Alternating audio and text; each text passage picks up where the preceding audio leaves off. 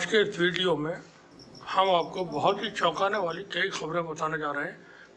3 खबरें इस वीडियो में हम डिस्कस करेंगे और ये तीनों खबरें भारत के निस्बत से बहुत ही ज़्यादा विचलित करने वाली, परेशान करने वाली हैं। इत्तेफाक की बात है, इन तीनों में एक जो शब्द कॉमन है वो के है, किरण। तो ये आज हम 3 किरण की बात करने जा रहे हैं। पहली खबर है एक किरण के वास्ते से। ये एक जो किरण है, वैसे तो सूरज की किरण और चांद की किरण, सितारों की किरण है, इनके बारे में बात होती है, लेकिन ये जो किरण है वो अनोखी किरण है जो तमाम व्यवस्था को, सबको भस्म कर देना चाहती है, जला देना चाहती है, ख़त्म कर देना चाहती है। ये साहब एक IAS ऑफिसर हैं, प्रधानमंत्री कार्यालय में एक बड़े पोजीशन पर हैं।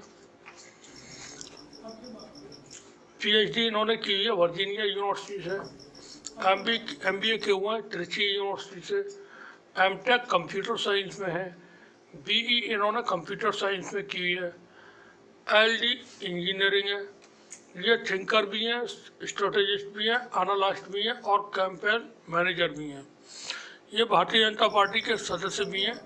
नरेंद्र मोदी साहब के साथ इनकी तस्वीरें भी हैं। गृह मंत्री भारत सरकार अमित शाह के साथ इनकी तस्वीरें भी सोशल मीडिया पर वायरल हैं।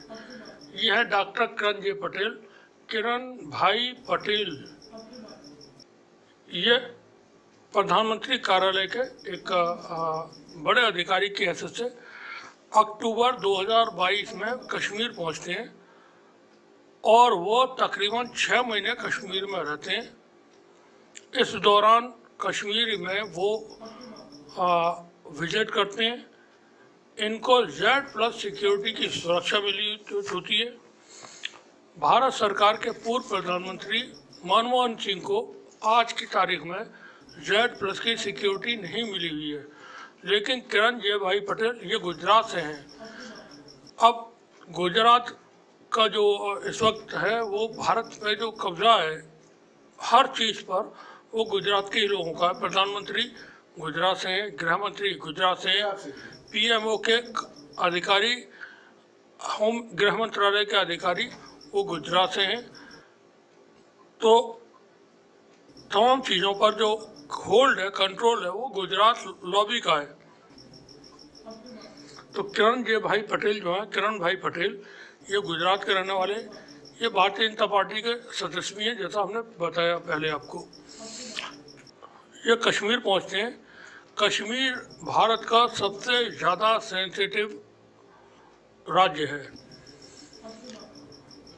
पाकिस्तान से कश्मीर की सरहद मिली हुई है। कश्मीर को लेकर भारत और पाकिस्तान के बीच जो विवाद हैं वो पहले दिन से, जिस दिन भारत का बंटवारा हुआ है उसके 2 महीने बाद से अभी तक जारी है। यानी 77 साल तक कश्मीर को लेकर के भारत और पाकिस्तान का जो विवाद है वो जारी है। और 3 कारगिल युद्ध को भी लगा लें तो 4 युद्ध भारत और कश्मीर के बीच हो चुके हैं। किरण जे भाई पटेल कश्मीर पहुंचते हैं। 6 महीने तकरीबन वो कश्मीर में रहते हैं, प्रधानमंत्री कार्यालय के एक बड़े अधिकारी की हैसियत से।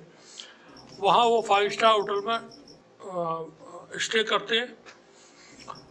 राज्य के बड़े अधिकारियों के साथ समीक्षा बैठक करते हैं। फ्रंट लाइन पर जहाँ से पाकिस्तान की दूरी 100 मीटर, 50 मीटर के करीब रह जाती है, उन चेक पोस्ट का ये दौरा करते हैं और वहाँ रहते हैं, आसानी के साथ घूमते फिरते हैं और तमाम चीज़ें। और इस दौरान वो अपने जो ट्विटर हैंडल है, उस ट्विटर हैंडल पर कश्मीर में अपने कार्यक्रमों की तस्वीरें भी और वीडियो वगैरह जारी करते हैं। पुलवामा में जैसे ये जाते हैं तो वो अपना वहाँ के वीडियो वगैरह वो अपने ट्विटर हैंडल से जारी करते हैं। अब जब ये अक्टूबर 2022 से लेकर के मार्च 3 या 4 मार्च 2023 तक इनके बारे में किसी को कुछ पता नहीं चलता और सारे अधिकारी कर्मचारी जो कश्मीर के हैं वो इनके आगे पीछे घूमते रहते हैं और इनको जो सर्विस प्रोवाइड है वो कराते रहते हैं। अब यह गिरफ्तार होते हैं और पता चलता है 10 दिन तक कश्मीर पुलिस, भारतीय एजेंसियां कोई भी इनके बारे में नहीं बताती हैं कि ये गिरफ्तार हुए हैं। बाद में जाकर के इनकी गिरफ्तारी की खबरें सोशल मीडिया पर वायरल होती हैं। इनके वीडियो कुलगामा, पुलवामा आदि जगहों के जहां ये आधिकारिक तौर पर सुरक्षा के बीच में विजिट करते हैं वो जारी होते हैं। पुलवामा में आतंकवादी हमला हुआ था, सभी जानते हैं, जिसमें 50 के आसपास में भारतीय सेना के जवानों की हत्या हुई थी। पुलवामा की जांच में क्या निकला, किसने वो किया था, उस बारे में आज तक किसी को नहीं मालूम है। जांच रिपोर्ट उसकी क्या है उसके बारे में कभी कोई डिस्कस मीडिया में या सरकारी तौर पर नहीं किया गया है कि वो आतंकवादी हमला किसने किया था। आतंकवादी हमलों को लेकर के बता दें, जैसे उरी में हमला हुआ था, तो उरी हमले के बाद भारत सरकार ने पाकिस्तान की खुफिया एजेंसी ISI को पाकिस्तान से यहाँ बुला करके, भारत में बुला करके उसकी जांच ISI से करवाई थी। इस तरह की चीज़ें भारत में घटती रही हैं। अब ये जो किरण जे भाई पटेल हैं, वो सवाल ये पैदा होता है कि कश्मीर जो कि भारत का सबसे ज़्यादा सेंसिटिव राज्य है, जिसकी 2 देशों से जिनसे भारत के अच्छे संबंध नहीं हैं, चीन और पाकिस्तान से सरहदें मिली हुई हैं, लद्दाख को लेकर के जैसा कि सभी को मालूम है 2000 स्क्वायर किलोमीटर एरिया भारत का चाइना ने कब्जा कर लिया है लद्दाख में। भारत सरकार के प्रधानमंत्री या भारत सरकार की कोई एजेंसी उस पर यह कहने को अभी तक तैयार नहीं है कि चीन ने भारत के पे कब्जा कर लिया हुआ है, बल्कि भारत के प्रधानमंत्री ने जो उस वक्त जब शुरू में इनिशियल 2000 में ये खबरें आई थी 2020 में, उस वक्त प्रधानमंत्री ने कहा था न यहाँ कोई घुसा है न कोई घुसे, मतलब जो भी उनका इस तरह का एक बयान था कि यहाँ कोई आया नहीं है, यहाँ किसी ने कब्जा नहीं किया है। लेकिन ये सभी की जानकारी में है, अंतर्राष्ट्रीय मीडिया में इस तरह की खबरें पब्लिश होती रही हैं। विपक्ष के बड़े नेता राहुल गांधी से लेकर के अन्य नेता इस बात का खुलासा करते रहे कि 2000 स्क्वायर किलोमीटर लद्दाख की ज़मीन पर चाइना ने भारत के पे कब्जा कर लिया है। कुछ जगहें जैसे गलवान का इलाका है या वो जो लेक है उधर का इलाका है, वहाँ को लेकर कुछ बातें हुई हैं। कई राउंड की बातचीत भारतीय सेना और चाइना की सेना के बड़े उच्च अधिकारियों के बीच में हुई है, उसमें कोई नतीजे नहीं निकले। किरण जे पटेल, जो हम मुद्दे पर लौटते हैं, जो किरण जे पटेल हैं उनको लेकर के जो मीडिया में खबरें आ रही हैं वो बता रहे हैं उसको ठग। यह खबर की जो सेंसिटिविटी है, उसकी जो अहमियत है, उसको कम करने की कोशिश है ठग शब्द का इस्तेमाल करना। किरण जे पटेल का जो मामला है वो ठगी का नहीं है, वो भारत में, आज़ाद भारत में सबसे बड़ी घटना का मामला है कि एक व्यक्ति जो IAS ऑफिसर नहीं है, जो प्रधानमंत्री कार्यालय का अधिकारी नहीं है, वो कश्मीर पहुंचता है अक्टूबर 2022 में और मार्च 2023 तक, यानी 3 मार्च 2023 तक वो वहाँ पे घूमता है, अधिकारियों की मीटिंग लेता है, फ्रंट लाइन पर जो चेक पोस्ट हैं वहाँ का दौरा करता है और सेंसिटिव जगहों के वो अपना वीडियो वगैरह सोशल मीडिया पे, अपने ट्विटर अकाउंट वगैरह पे वो जारी करता है। किरण पटेल ने, डॉक्टर जो किरण पटेल अपना नाम लिखता है, उसने कश्मीर ही जाना क्यों चुना, सवाल इस बात का है। अक्टूबर, ध्यान रखें, अक्टूबर 2022 में वो वहाँ पहुँचता है। ये वो समय है जब राहुल गांधी की भारत जोड़ो यात्रा भारत में निकल रही थी, जिसमें राहुल गांधी ने 4000 किलोमीटर का पैदल यात्रा की थी। किरण जे पटेल उस समय कश्मीर में बड़े अधिकारियों के साथ, मान के चलिए कमिश्नर है या IG जोन है या DIG जोन है, उनके साथ उनकी मीटिंग ले रहा था। और बाद में पता चलता है कि वो कोई अधिकारी है ही नहीं, वो IAS ऑफिसर है ही नहीं, वो PMO का अधिकारी है ही नहीं। 6 महीने तक जम्मू कश्मीर पुलिस की अपनी इंटेलिजेंस है, वहाँ की LIO मौजूद है। वहाँ पुलिस ने एक व्यवस्था और तैयार की है जहाँ उन्होंने अपने मुखबिर तैयार किए हुए हैं, जिनको हर तरह के इक्विपमेंट दिए हुए हैं।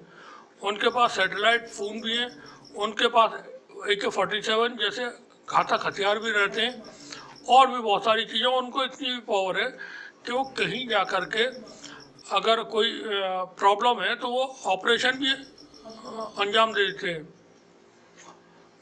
भारत का सीमा पाकिस्तान से मिली हुई है, मिलिट्री मौजूद है, मिलिट्री की इंटेलिजेंस मौजूद है। हम 1999-98 में करगिल युद्ध के दौरान देख चुके हैं कि करगिल युद्ध के दौरान भारत की मिलिट्री को, भारत की सरकार को, भारत की IB को, भारत की CBI को, भारत की किसी भी एजेंसी को ये जानकारी नहीं थी कि पाकिस्तान की सेना भारत के क्षेत्र कारगिल की पहाड़ चोटियों पर आकर बैठी हुई है। वहाँ उन्होंने अपनी परमानेंट चेक पोस्ट बनाई हुई है।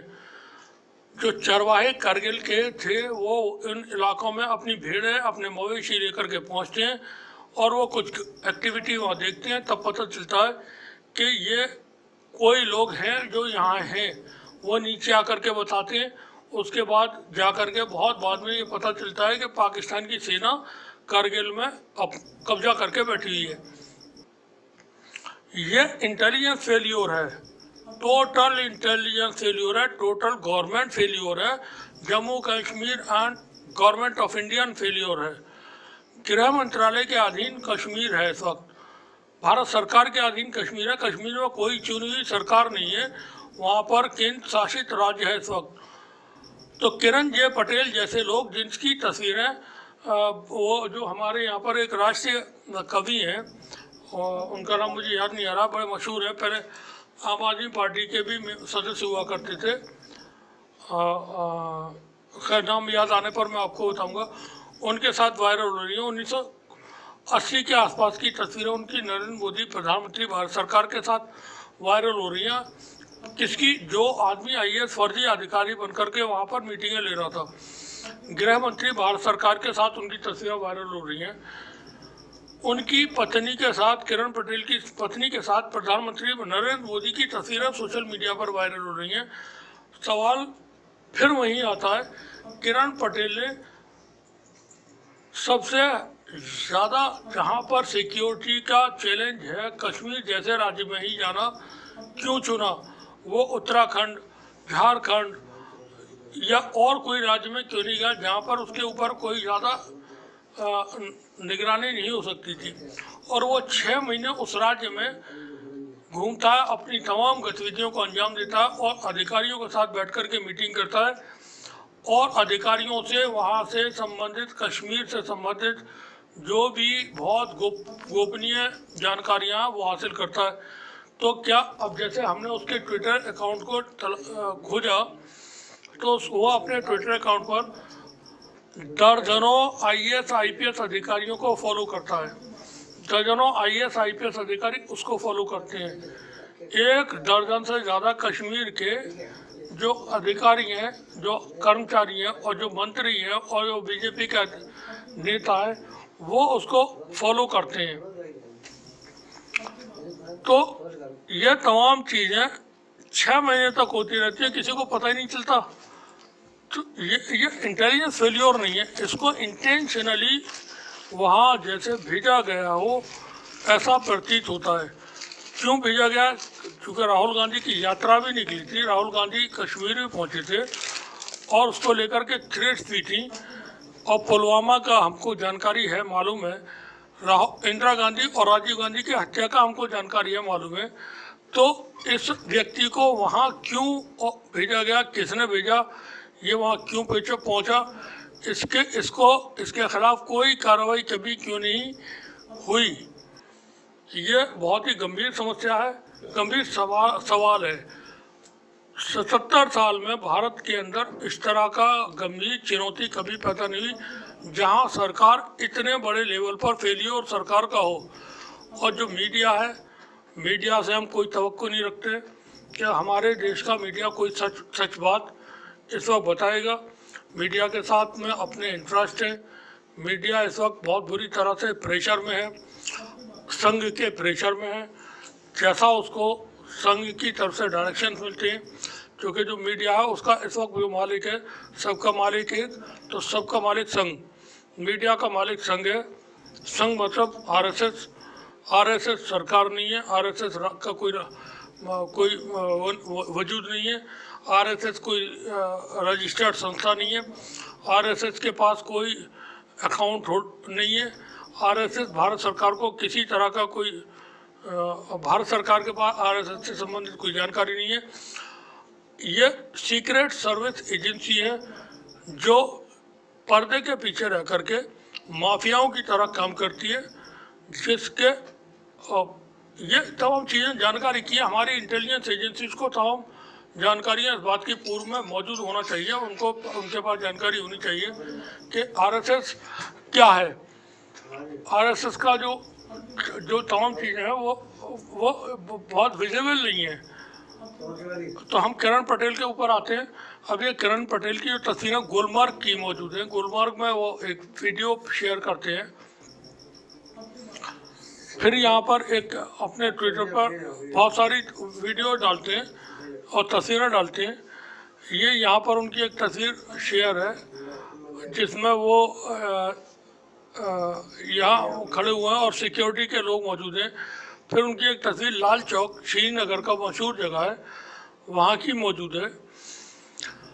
अब ये इसको फ्रॉड कह करके, ठग कह करके, जो सेंसिटिविटी है, जो असल मुद्दा है, उसको मीडिया कम करने की कोशिश कर रहा है, इसलिए कि इसके बारे में बहुत ज़्यादा बातें ना हो। लेकिन ये बहुत ही गंभीर एक मामला भारत के सामने इस वक्त पेश है।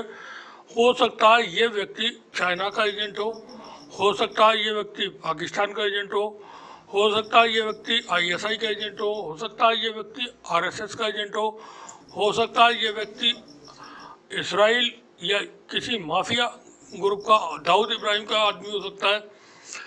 5-6 महीने वो कश्मीर में रहता और किसी इंटेलिजेंस एजेंसी को नहीं पता चलता है। गिरफ्तारी होने के 10 दिन बाद जा कर के 10 दिन तक इसकी गिरफ्तारी को भी छिपा करके रखा जाता है। उसके बाद चूँकि जुडिशल मजिस्ट्रेट के सामने इसको पेश करना एक कॉन्स्टिट्यूशनल वजह है, उसकी वजह से इसको वहाँ पेश किया था, तब जाकर के पता चलता है कि ये इसको गिरफ्तार किया गया है। अभी वो हिरासत में है।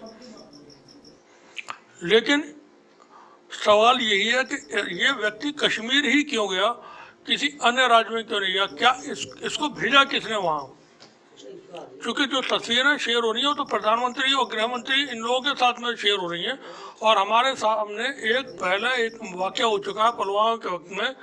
जो देवेंद्र त्यागी था वो वहाँ से एक आतंकवादी को अपनी जीप में लेकर के दिल्ली आ रहा था, जिसके साथ में आरडीएक्स मौजूद था, और वो जो आतंकवादी था उसके ऊपर इनाम घोषित था कश्मीर की तरफ से, कश्मीर सरकार और कश्मीर की पुलिस की तरफ से, और वो देवेंद्र त्यागी की जिप्सी में पुलवामा और वहाँ के इलाके में घूमता था। बाद में तमाम चीज़ें सामने आती हैं। फिर देवेंद्र त्यागी के जो भी मामला था वो पूरी तरह से ठंडे बस्ते में डाल दिया था। मीडिया उसको भुला देती है, सरकार उस पर कोई जवाब नहीं देती। आगे क्या हुआ हमें भी नहीं जानकारी है। देवेंद्र त्यागी को लेकर, पुलवामा को लेकर के जहाँ 50 के लगभग भारत के जो बहुत बहादुर जवान थे वो शहीद होते हैं, और उनकी शहादत को एक तरह से पॉलिटिकली भुनाया जाता है, और लेकिन उनको इंसाफ नहीं मिलता जो शहीद हुए थे। इंसाफ मिलने का मतलब ये है कि अगर उसकी जांच की रिपोर्ट पेश की जाती, जनता को बताया जाता कि इसमें कौन इन्वॉल्व है। क्योंकि जिस तरह से खबरें शुरू में आई थी और मीडिया में एंकर सेना के लोगों की वर्दी पहन करके आते थे, ऐसा मालूम होता था कि ये ही अभी युद्ध शुरू करा देंगे पाकिस्तान के साथ, जो हमारे मीडिया के एंकर हैं। उन्होंने अपने स्टूडियोज को वॉर रूम बनाया हुआ था। वहाँ सेना के अधिकारी आते थे और कहते थे ये कोई रंडी खाना है। तो उन लोगों से पूछना चाहिए ये कोई रंडी खाना है जहाँ एक आदमी 6 महीने कश्मीर जैसे सेंसिटिव राज्य में घूमता है और भारत सरकार का अधिकारी पीएमओ का प्रधानमंत्री कार्यालय का अधिकारी बनकर के घूमता है। क्या कर रही हैं हमारी इंटेलिजेंस एजेंसियां? वो इंटेलिजेंस एजेंसियां जो किसी आतंकवादी घटना के बाद किसी भी व्यक्ति को जो मुस्लिम नाम का हुआ करता था उसको पकड़ के ले आती थी और ये मीडिया कई कई दिन तक उसमें खबरें दिखाता था। बाद में 15 साल 12 साल बाद मालूम होता था कि वो व्यक्ति निर्दोष है और अदालत उसको बरी करती थी। तो ये फेलियर है पूरी तरह से सिस्टम का, सरकार का। सरकार को इस पर जवाब देना चाहिए। गृह मंत्रालय भारत सरकार को इस पर जवाब देना चाहिए। किरण पटेल का मामला बहुत ही हाईली सेंसिटिव मामला है। आज़ाद भारत में इस तरह की घटना कभी नहीं हुई है कि कोई एक फर्जी आदमी कश्मीर जैसे राज्य में जाकर के, हम बार बार कश्मीर को बता रहे हैं कि कश्मीर की नौइयत क्या है। कश्मीर एक सामान्य प्रदेश नहीं है भारत का। वहाँ वो सरहद से लगा हुआ इलाका है, 2 देशों से सरहद मिलती है। चाइना ने लद्दाख के 2000 स्क्वायर किलोमीटर पर कब्जा किया हुआ है और अभी हमारे जो विदेश मंत्री हैं, कल ही उन्होंने कहा कि एक दिन पहले यानी कल उन्होंने बोला है आज तक के कॉन्क्लेव में कि कश्मीर का जो मुद्दा है वो बहुत ही ज़्यादा चिंताजनक है। लद्दाख में चीन को लेकर के उन्होंने इस बात को बोला है। जहाँ इस तरह की सिचुएशन है वहाँ किरण पटेल जैसा एक फ्रॉड या और एक और अहम बात कि भारत में जो भी 420 फ्रॉड लोग पकड़े जा रहे हैं, वो भरत शाह हो या नीरव मोदी है, ललित मोदी है और जो लोग हैं, जो लोग पकड़े जा रहे हैं, अधिकतर लोग वह सब गुजरात के लॉबी के लोग हैं। सॉरी, माफ कीजिएगा। अब ये तमाम चीज़ें, किरण पटेल भी गुजरात से संबंध रखता है और फिर हम बता रहे हैं कि उसकी तस्वीरें जो हम इस वीडियो के आखिर में आपको इसकी तस्वीरें भी दिखाएंगे, इसकी वीडियो भी दिखाएंगे जो कश्मीर में इसके घूमने फिरने के और लाल चौक में इसके अपने जो रील वगैरह बना था उसके मौजूद हैं। तो ये तमाम चीज़ें आप देखें और देखें कि चूँकि हमारे सामने इंदिरा गांधी, राजीव गांधी की हत्याओं के दो एग्जाम्पल मौजूद हैं। बेअंत सिंह पंजाब में आतंकवाद की भेंट चढ़े, वहाँ के मुख्यमंत्री थे, उनकी एग्जाम्पल मौजूद है। अब ऐसे में ये उसको वहाँ कश्मीर वो पहुँचता है, क्यों पहुँचता है? कश्मीर ही जाना किरण जे पटेल को किसने तय किया, किसने भेजा वहाँ पर? क्या उसके टारगेट पर राहुल गांधी थे? सिर्फ सवाल ये, क्या राहुल गांधी थे? और वहाँ वो जब पहुँचा तो उसने 8-6 महीने क्या किया? उसने क्या जानकारियाँ चाइना को दी, क्या जानकारियाँ पाकिस्तान को दी, क्या जानकारियाँ इसराइल या यूके को दी? क्योंकि ये सामान्य मामला नहीं है, लेकिन हमें उम्मीद है कि सरकार की तरफ से इस पर कोई बात नहीं की जाएगी। जैसे अडानी के मामले पर कोई बात नहीं की जा रही है। अडानी का जो मामला है वो भी भारत की सुरक्षा से जुड़ा हुआ मामला है, वो सामान्य मामला नहीं है। आप ये बात सभी लोग जो हमारे वीडियो को देख रहे हैं, सुन रहे हैं, वो समझ लें, अडानी का मामला सामान्य नहीं है। अडानी के साथ में अडानी के भाइयों ने फ्रॉड कंपनियां, फर्जी कंपनियां बना करके सारे कारोबार किए हैं और वो विदेशों में बैठे हुए हैं। उसके ज़रिए विदेशों से तमाम गलत लोगों के पैसे बहुत मुमकिन है अडानी समूह की कंपनी में लगे हों भारत के अंदर। गौतम अडानी को लेकर के भारत सरकार जांच कराने को तैयार नहीं है। किरण पटेल को लेकर के तैयार होगी नहीं होगी, कोई खुलासे होंगे नहीं होंगे। अब चूँकि जम्मू कश्मीर पुलिस ने गिरफ्तार करके उसको रखा हुआ है, जुडिशल कस्टडी में है, उसके बारे में जानकारियां बाहर आएंगी नहीं आएंगी कोई पता नहीं है। क्योंकि हम ये समझते हैं कि 2024 में जो पार्लियामेंट के चुनाव होने जा रहे हैं उससे पहले देश के अंदर बहुत सारी चीज़ें होंगी।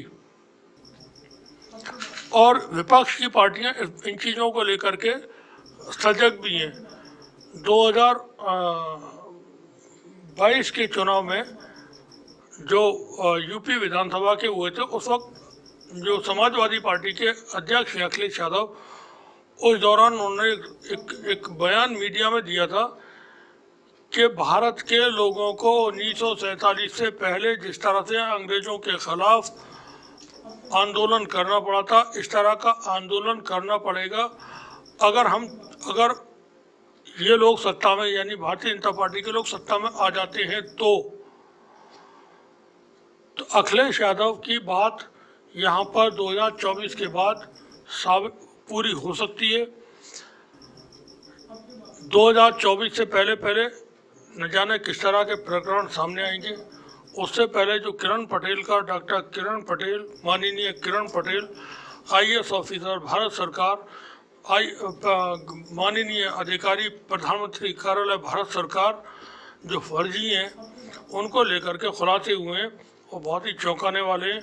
और इसको लेकर के अन्य कोई और ज़्यादा जानकारियाँ मीडिया, सोशल मीडिया या सरकार के द्वारा सामने आएंगी, ऐसी कोई उम्मीद नहीं है, चूँकि वो गिरफ्तार हो चुका है और उस मामले को ठंडे बस्ते में डाल दिया जाएगा। क्योंकि बात शुरू वहीं जहाँ से हमने शुरू किया था वहीं ख़त्म करते हैं हम। कैसी चली है आपकी हवा तेरे शहर में, बंदे भी हो गए हैं खुदा तेरे शहर में। अब आतंकवाद कोई मुद्दा नहीं है, भ्रष्टाचार कोई मुद्दा नहीं है, बेरोजगारी कोई मुद्दा नहीं है, गरीबी कोई मुद्दा नहीं है, स्वास्थ्य या चिकित्सा कोई मुद्दा नहीं है।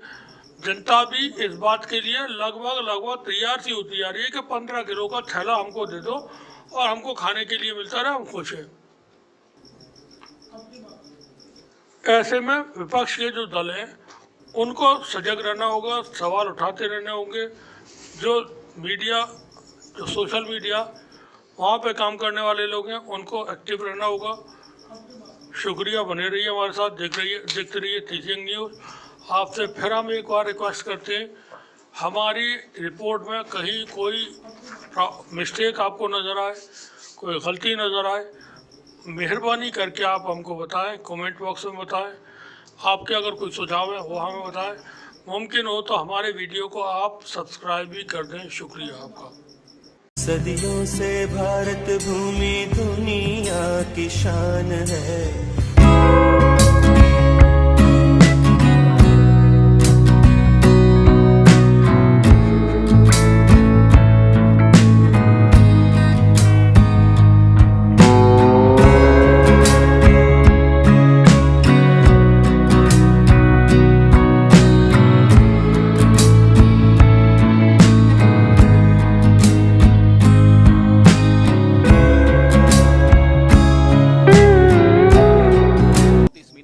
मैं तो पता लगा दिया, अब थोड़ा आप भी मेहनत करिए, सारी मेहनत मैं थोड़े करूंगा। और ये इन्होंने यहां रोकिएगा जरा, 34 मीनाबाग फ्लैट जो विजिटिंग कार्ड में है, तो आप पूछ सकते हैं कि ये विजिटिंग कार्ड तो जिनको वो देंगे सिर्फ उन्हीं को मालूम पड़ेगा। लेकिन मैं इनका ट्विटर हैंडल देख रहा था, तो मुझे भी फॉलो करते हैं, मैं नहीं फॉलो करता है। तो ट्विटर हैंडल पे बायो के नीचे जनाब ने लोकेशन डाली हुई है, पिंड लोकेशन डाली हुई है, उसमें भी यही एड्रेस है, 34 मीनाबाग फ्लैट, नई दिल्ली 110001। आगे बढ़िए। ये 26 जनवरी को देखिए, ये उनका परिवार है, परिवार के मुखिया भी हैं यहीं। आप कहेंगे मैं किसके लिए बोल रहा हूं, तो मैं तो किरण पटेल के लिए बोल रहा हूं। किसके साथ हैं? जेपी नड्डा जी के साथ हैं। आगे बढ़िए। ये अब आप ये देखिए, G20 पे ये कार्यक्रम कर रहे हैं, राष्ट्र प्रथम इनकी संस्था एक कार्यक्रम करती है G20। बढ़िए साहब आगे, ये देखिए,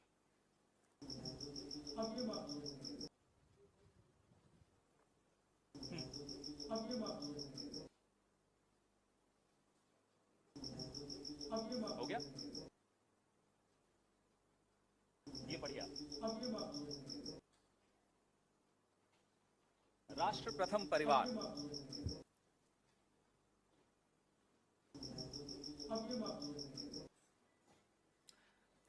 तो जब आप मुस्कुराए,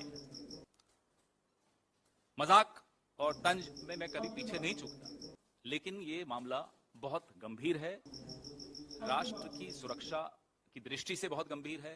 राष्ट्र के सर्वोच्च पद पर आसीन व्यक्ति के नाम का दुरुपयोग यूं इस तरह से हो, सरेआम हो, सार्वजनिक स्तर पर हो, लगातार हो रहा हो, उसको कोई रोक नहीं रहा हो, उसकी तरफ या तो ध्यान नहीं है या ध्यान है और फिर भी ध्यान नहीं है, बहुत गंभीर मामला है।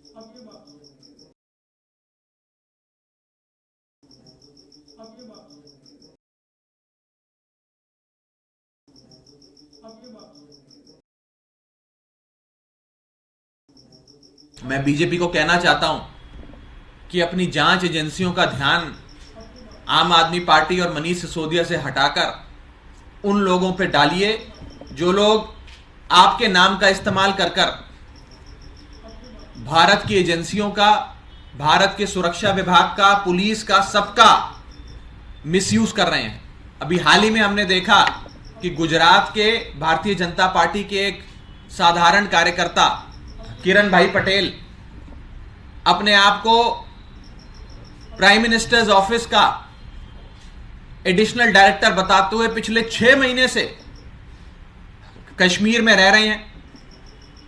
उन्हें कश्मीर की स्थानीय एडमिनिस्ट्रेशन ने Z+ सिक्योरिटी दी हुई है। 2-2 जैमर, 4-4 बुलेट प्रूफ गाड़ियां उनके साथ चलती हैं, 50 गनमैन लेकर वो चलते हैं, 5 सितारा होटल में वो रह रहे थे, सुरक्षा विभाग की मीटिंग्स बुला रहे थे, IAS IPS के ट्रांसफर करा रहे थे और पिछले 6 महीने से मौज मस्ती कर रहे थे कश्मीर में, सरकारी पैसे पे सरकारी तंत्र का इस्तेमाल करते हुए।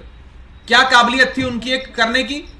एक ही काबिलियत थी कि वो गुजरात इकाई के भारतीय जनता पार्टी के कार्यकर्ता थे। अगर जांच करनी है तो ऐसी जासूसी की जांच करिए। ऐसा शख्स जिसने हमारी जम्मू कश्मीर की पुलिस और सिक्योरिटी फोर्सेस के चक्रव्यूह को भेद दिया, उसकी जांच नहीं करती बीजेपी, क्योंकि वो गुजरात का बीजेपी का कार्यकर्ता है। लेकिन मनीष सिसोदिया पर झूठे मुकदमे करते हैं और कहते हैं कि मनीष सिसोदिया 8 साल से प्रधानमंत्री जी और भारतीय जनता पार्टी की जासूसी कर रहे थे। अगर जासूसी कर रहे थे तो हमारी जांच एजेंसियां पिछले 8 साल से आंखें बंद कर कर कुंभकर्ण की नींद क्यों सो रही थी? ये एक बहुत बड़ा सवाल है। और इस सवाल के साथ साथ मुझे लगता है यह चीज क्लियर हो जाती है कि भारतीय जनता पार्टी के पास कोई केस नहीं है, विश्वसनीय आरोप भी नहीं है, विश्वसनीय केस तो छोड़ दीजिए। 2 तारीख को पता चला, तुरंत होटल में रेड मारा गया सीनियर IPS ऑफिसर के नेतृत्व में और उसको पकड़ा गया रंगे हाथ। उसके बाद फेक विजिटिंग कार्ड था और उसी दिन केस रजिस्टर किया गया, अरेस्ट किया गया।